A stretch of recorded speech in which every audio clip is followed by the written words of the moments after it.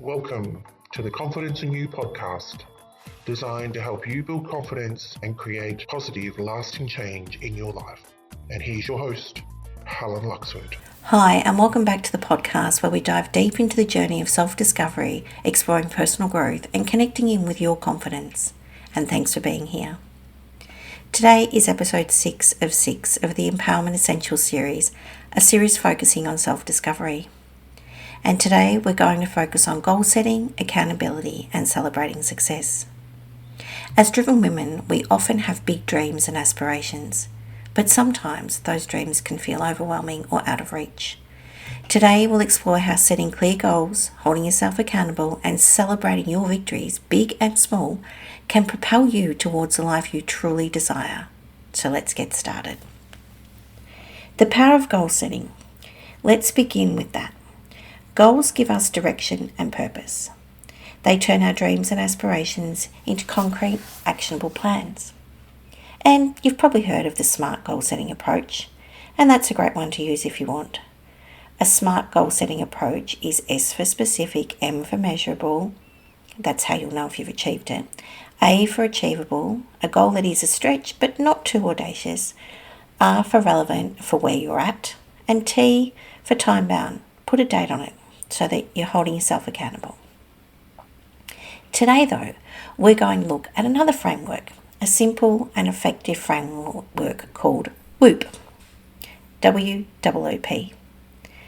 And it looks at what you might achieve and helps you anticipate challenges you might experience along the way so you can prepare for them. And that's why I like the WOOP framework, because it anticipates some of the roadblocks or challenges you might face. So what does WOOP stand for? W stands for wish. So have a wish, have a dream, identify a meaningful goal or wish that you want to achieve, something relevant for you.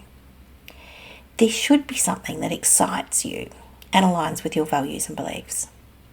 It could be a simple one like, I wish to improve my physical fitness. It might be a spiritual one that you want to have more time to connect in with universe, God, whoever your deity might be. It might be more time for self. It could be you want to do a personal development thing, you want to get a promotion. Whatever your wish is, could be having the most amazing holiday you've ever had. Whatever is relevant for you, create your wish. That is the W in WOOP.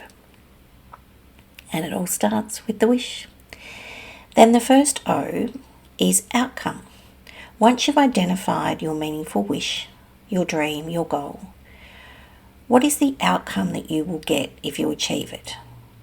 And I want you to think about and imagine and use your imagination of what could be the best possible outcome of achieving your wish. What will it feel like when you achieve this wish? What will your world look like? What will be different? What does it sound like? And when I mean what does it sound like, what will you be saying to yourself, or what will you be saying to others, or what will others be saying about you when you achieve this wish? And what benefits will you experience? So take some time to answer these questions, because this step helps you connect emotionally with your goal, with your wish. And when you're connected emotionally with your goal, it increases your motivation. So if we take the simple one of being healthier, you could say, I will feel healthier, have more energy, and be able to play with the kids. And that connection to you having more health and physical fitness and playing with your kids is that emotional connection. If it's a holiday, what will that give you? Who will you go and visit? Is it long-lost relatives? Will you just travel and explore new wondrous adventures and sights of the world? Have an emotional connection to your wish.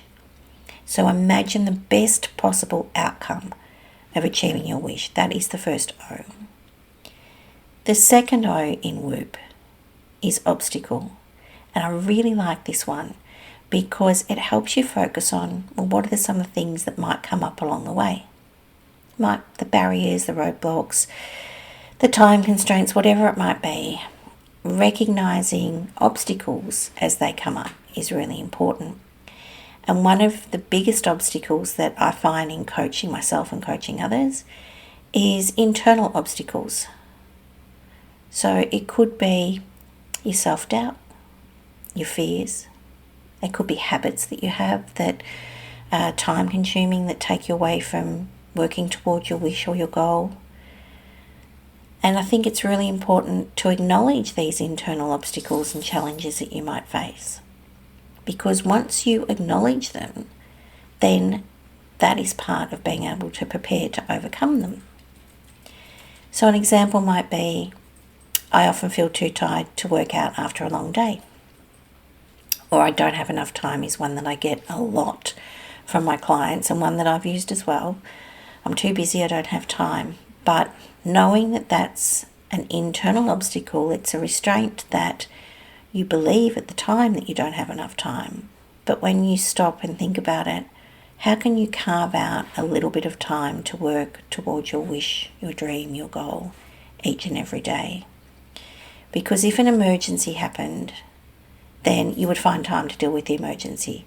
So finding time to deal with your wish and your dream can help you navigate that I don't have enough time, or whatever the obstacle is for you. Think about what is it that you're thinking and what obstacle might come up for you, and then what is a way that you can find to work around that, or to overcome it, or to reduce it, or eliminate it.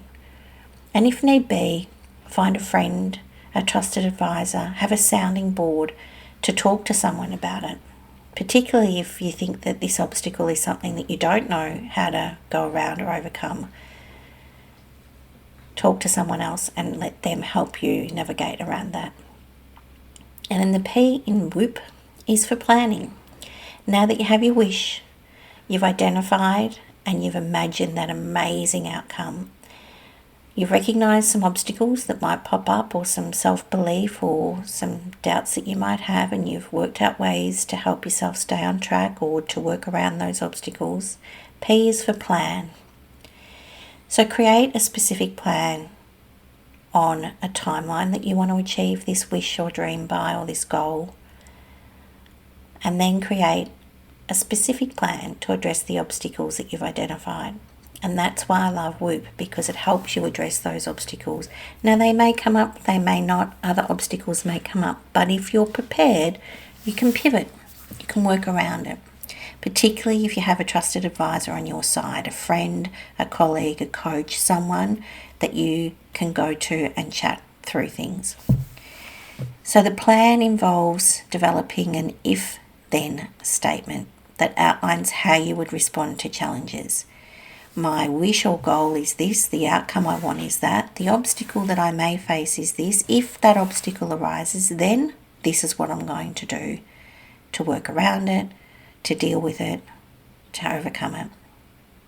So for instance, if I feel too tired after work, then I will reschedule my workouts in the morning or at lunchtime when I have time and have more energy. And by completing this WOOP approach to planning for your goals, you're creating a roadmap to help you get there, because you'll have clarity around your wish and your dream. You'll have clarity around the outcome, the imagined outcome that you want, that wonderful, wonderful outcome that you're looking for. You've identified some obstacles that may or may not come up, or others may come up, and then you have a plan to work around it. So remember, goals aren't just about professional achievements. They can encompass all areas of your life: health, relationships, personal, spiritual growth, and so much more. Whatever resonates with you, whatever you wish for. And the key is to set those wishes, dreams, and goals that truly resonate with what you want, with your values and your desires, not the expectations of others. So now let's talk about accountability. Setting goals is a great start, but without accountability, it's easy to let those goals slip away. Accountability is about taking responsibility for your actions and your progress. There are several ways to build accountability into your goal setting process. One I've already mentioned is a trusted advisor, which is great. You can also get an accountability buddy, so you can share your goals with them and they can help you along the way. They can say, okay, I'll hold you accountable, let's meet every week, every month, however often you want. But find an accountability buddy to share your goals with a trusted friend or mentor who can check in on your progress and be that sounding board for you. Or you could join or create an accountability group with like-minded individuals and publish your goals and your progress along the way and ask for help in that group. So if you wanted to read more, you could create a book club and you could hold each other accountable along the way. Number 3 is you could use a goal tracking app or a journal to monitor your progress, or a spreadsheet, or whatever works for you. But monitor it daily or weekly on a really regular basis and take the smallest steps each time that you can to just progress one step closer toward your dream and the outcome that you're looking for. And number 4 is you can hire a coach who can provide structured support and guidance along the way. And they can help give you clarity, confidence, and courage to create the changes that you want. And accountability isn't about punishment or shame. It's about creating a supportive structure that keeps you motivated and on track. It's about having someone or something in your corner to answer to use as a sounding board, to ask for help, even if that someone is yourself. Now let's move on to that part that many of us often overlook: the importance of celebrating success. In our drive to achieve, we often forget to pause and acknowledge how far we've come. But celebrating your successes, no matter how small, is crucial for several reasons. 1, it boosts motivation and morale, giving you the energy to keep going. 2, it helps you recognise your progress, even when the end goal still seems so far away. Number 3, it reinforces positive behaviours and habits, even if they're tiny, teeny, small ones that you're doing. And number 4, it improves your overall well-being and satisfaction, which increases your confidence to do things. Now, celebration doesn't always have to be grand. It can be as simple as taking a moment to acknowledge your own efforts, treating yourself to something you enjoy, or it could be sharing your achievement with a loved one, friends, family, and having a big celebration. Whatever works for you, but I encourage you to recognise and celebrate the small steps, even if it's just giving yourself a pat on the back. So let's wrap up by exploring some practical steps to implement this powerful trifecta in your life. 1, set clear goals. Take time to reflect on what you truly want. Write down your goals, making sure you either use SMART or WOOP. Number 2, break it down. Break it down into the smallest steps you can. Divide larger goals into smaller, manageable steps, and then divide those into smaller steps until, if possible, you can divide them down into just doing one really small task each day. This makes them less overwhelming and easy to track. So instead of saying, I'm going to run 10Ks, break it down into really small things. So by Friday this week, I'm going to walk 500 metres. By next Friday, I'm going to walk 1 kilometre. By the following Friday, I'm going to run 500 metres, or I'm going to run 1 kilometre. And then set another goal for the following week, and so on and so on. 3, create an accountability system for yourself. Decide how you will hold yourself accountable. Will you use an app, a journal, calendar reminders, or get an accountability partner? Number 4, schedule regular check-ins. Set aside time weekly or fortnightly to review your progress and adjust your plans if needed. Number 5, plan your celebrations. Decide in advance how you'll celebrate reaching each milestone, because this gives you something to look forward to. And if your plans change, that's okay, just readjust. But celebrate that you've acknowledged that you've readjusted and that you're going to keep going. And number 6, practice self-compassion. Remember, progress is not always linear. In fact, it's very rarely linear. Sometimes things don't go to plan. And so that's okay. Be kind to yourself if you face setbacks and just re-establish where you're at and what your revised goal is for this week or this fortnight or this month. And that's okay, because that happens. The key is to not give up. It's to keep going and to recognise how far you've come. So as you embark on this journey, you might face some challenges. So let's look at ways that you can overcome challenges. A really common challenge that I hear and see as a coach is fear of failure. But remember, every setback is a learning opportunity. And people don't invent something overnight. They try and they try and they do and they learn and they do and they learn. So every setback is a learning opportunity for how not to do it that way next time. Another one that I hear a lot is overwhelm. It's just too much. I can't do it. I feel overwhelmed. If that's the case, just revisit your goals and break them down even further. Number 3 is people lose motivation. And this is where an accountability buddy and celebrating your small steps to success become crucial, because they can help you reignite your motivation. When you've lost motivation, your friend, your trusted advisor, your accountability buddy, your mentor, your coach can just remind you of why you started this. What was your wish, your desire, your dream in the first place? And look at how much you've done already, and they can help reignite your motivation. And number 4 challenge that I see a lot is perfectionism. Don't let perfect be the enemy of good. Progress is far more important than perfection. So keep going, even if it's not perfect. Just accept that for now, that's okay. And finally, to wrap up, goal setting, accountability, and celebration form a powerful trio, a powerful cycle that can propel you towards your wishes, your dreams, your desires, and your goals.